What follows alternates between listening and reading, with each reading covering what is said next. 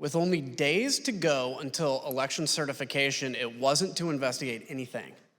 An investigation led by a special counsel would just create an illusion of legitimacy and provide fake cover for those who would want to object, including those who stormed the Capitol on January 6th. All of President Trump's plans for the Justice Department were being rebuffed by Mr. Rosen, Mr. Donahue, Mr. Engel, and others. The president became desperate entering into the new year with January 6th fast approaching. President Trump rushed back early from Mar-a-Lago on December 31st and called an emergency meeting with the department's leadership. Here's Mr. Donahue describing the last-minute meeting held at the White House on New Year's Eve. The president was a little more agitated than he had been on the meeting, in the meeting on the 15th. He discussed a variety of election matters. He did say, this sounds like the kind of thing that would warrant appointment of a special counsel. There was a point at which the president said something about, why don't you guys seize machines? Mr. Rosen, the president asked you to seize voting machines from state governments. What was your response to that request?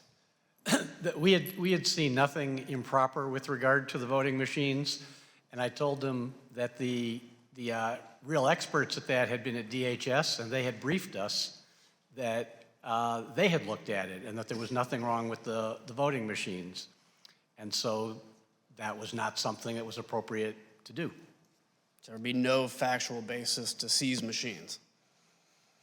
Mr. Donahue, I don't think there was legal authority either. Yeah, Mr. Donahue, can you explain what the president did after he was told that the Justice Department would not seize voting machines? The president was very agitated by the acting attorney general's response, and to the extent that machines and the technology was being discussed, the acting attorney general said that the DHS, Department of Homeland Security, has expertise in machines and certifying them and making sure that the states are operating them properly. And since DHS had been mentioned, the president yelled out to his secretary, get Ken Cuccinelli on the phone. And she did in very short order. Mr. Cuccinelli was on the phone. He was the number 2 at DHS at the time. I was on the speakerphone, and the president essentially said, Ken, I'm sitting here with the acting attorney general. He just told me it's your job to seize machines, and you're not doing your job. And Mr. Cuccinelli responded.